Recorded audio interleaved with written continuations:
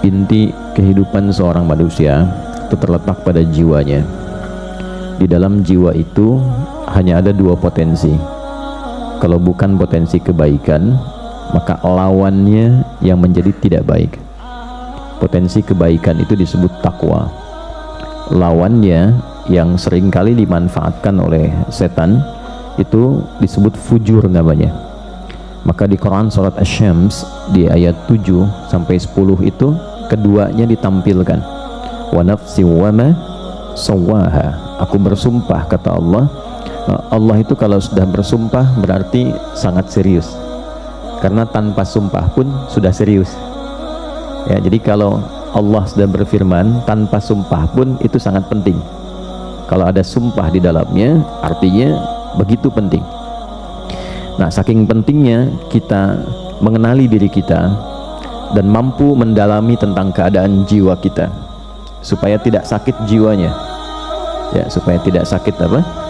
Jiwanya. Jadi penyakit jiwa itu bukan kondisi orang yang tidak sadar melakukan tindakan-tindakan tercela yang biasa pada umumnya tercela dia lakukan, tapi ditoleransi karena dinilai dalam keadaan tidak sadar. Penyakit jiwa sesungguhnya adalah orang yang tidak mampu mengoptimalkan potensi baiknya sehingga dominan dikuasai oleh potensi buruknya, dan keluarlah kemudian tindakan-tindakan yang negatif yang menyimpang dari fitrah kejiwaannya.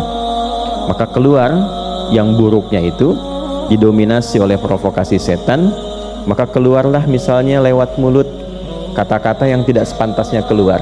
Nah, itu sedang sakit jiwa. Ya, keluar ke tangannya melakukan tindakan yang tidak semestinya dilakukan. Ya, dia mencuri, dia korupsi, dia mencederai orang. Nah, itu sedang sakit apa? Nah, penampakan jiwanya sakit itu ada, kata para ulama, pada jawarihnya, pada anggota tubuhnya. Ya, karena cara kerjanya dari jiwa itu nanti akan ditembuskan kepada akal. Dari akal itu diteruskan ke seluruh bagian tubuh untuk bersikap. Oke? Nah, sikap yang kita kerjakan melalui anggota tubuh itu gambaran keadaan jiwanya. Ya, jadi kalau misalnya tampil sesuatu yang baik, artinya dominasi yang ada pada jiwanya itu begitu positif. Ya, sebaliknya bila yang keluar itu sesuatu yang tidak baik, ini menandakan ada persoalan serius dalam jiwanya. Itu poinnya.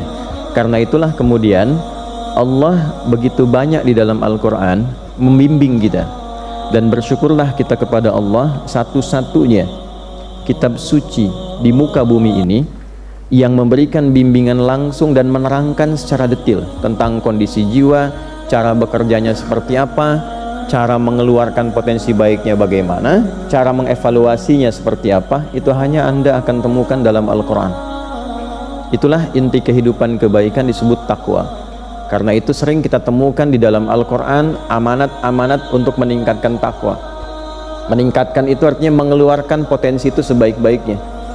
Meningkatkan jiwa yang baik untuk dibawa ke lisan, dibawa ke mata, dibawa ke telinga, dibawa ke tangan, dibawa ke kaki. Nah, untuk mengeluarkan potensi takwa itu kan butuh cara, kan?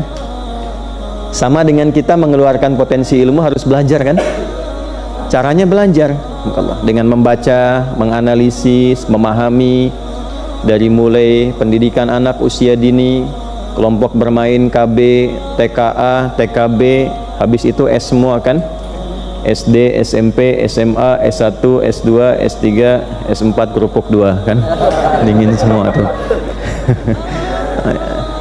Itu adalah cara. Nah, cara itu dalam bahasa Arab kalau dia luas, besar, itu disebut dengan syariat. Dari kata syari' artinya jalan. Bagaimana cara Bapak Ibu datang ke Masjid An-Nur ini? Melewati jalan. Nah, jalanan luas itu disebut syari' namanya. Kalau jalannya itu kecil, kadang berliku, itu torik namanya. Jelas, ya? Nah, syari' jalan yang luas. Anda kesini caranya melalui jalan itu. Kita belajar pengetahuan melalui jalan menuntut ilmu. Nah, sama cara kita meningkatkan takwa, mengeluarkan butuh cara. Nah, cara kalau dikumpulkan dalam bentuk ajaran disebutnya syariat namanya. Maka kita temukan di dalam istilah Islam itu ada syariat Islam. Syariat itu cara kita meningkatkan takwa, supaya takwa itu keluar membuat diri kita semakin lebih baik. Jadi orang itu kalau sudah berislam, mengerjakan syariat, pasti jadi baik. Tidak ada orang Islam yang tidak baik, kecuali yang mengatakan dirinya muslim tapi tidak mengerjakan jalannya, sehingga tidak mampu berislam dengan cara yang baik.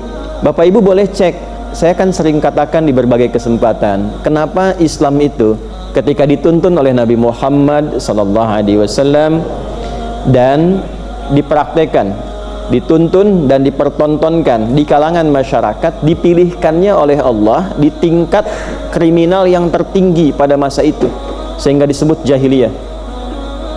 Kenapa tidak di tempat orang-orang yang mungkin sebagiannya ada yang baik gitu, tapi dipilihkan yang memang tingkat kriminalnya paling tinggi, untuk menunjukkan betapa istimewanya Islam itu bisa merubah orang yang tingkat kriminal tertinggi, titik nadir bahasa kerennya itu, yang paling buruk, tiba-tiba bisa berubah, bertransformasi bahasa kininya, menjadi pribadi terbaik yang kebaikannya melintasi zaman, dikenal sampai sekarang, padahal belum pernah ketemu.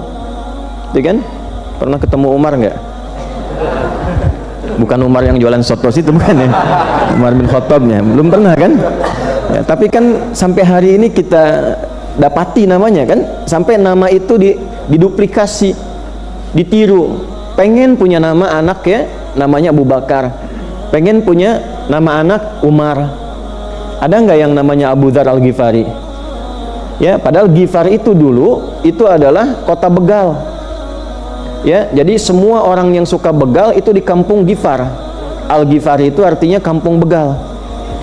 Ya, pimpinannya Jundub bin Junadah gitu. Jadi kalau Abu Dzar Al-Ghifari itu asalnya adalah seorang yang berasal dari kota begal.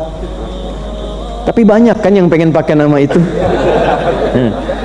Karena setelah masuk Islam, tiba-tiba beliau berubah jadi orang baik, yang kebaikannya luar biasa, dan merubah kampungnya dari kampung begal menjadi kampung terbaik di masanya, dan itu viral sehingga bangga dengan nama daerahnya. Itu sebabnya kalau orang baik itu jadi begitu baik dan dikenal kebaikannya, maka ada cahaya di kampungnya, sehingga warga kampung merasakan cahaya itu, dan nama kampungnya pun berubah jadi baik. Nah, demikianlah kemudian kita, kalau mampu kita mengeluarkan sifat-sifat kebaikan dalam wujud takwa itu dengan jalan syariat. Apa syariat itu wujudnya? Itu yang kita sebut dengan ibadah. Karena itu dalam sholat ada takwa, dalam puasa ada takwa, dalam umrah haji ada takwa. Dzalikal kitabul la hudal lil. Nah, siapa mutakin orang takwa itu? Ayat 3-nya.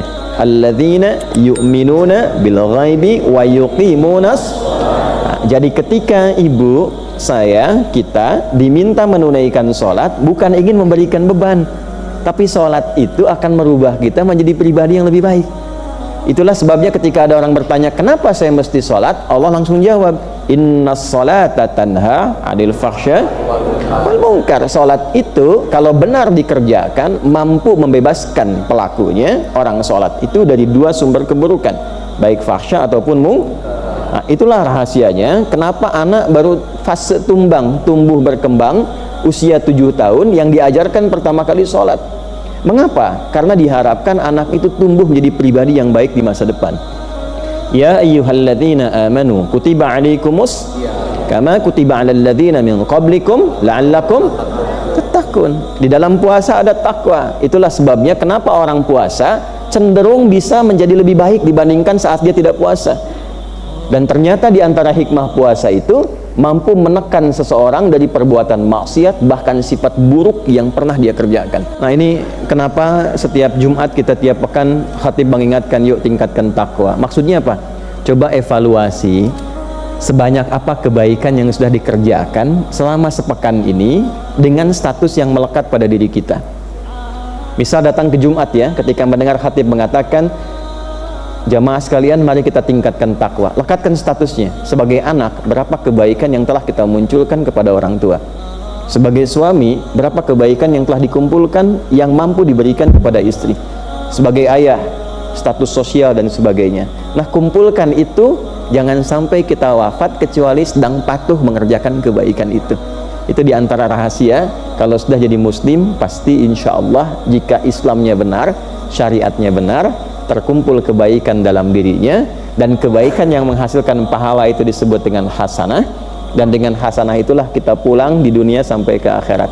Maka doanya, Rabbana atina fid dunya wa fil akhirati wa qina. Nah,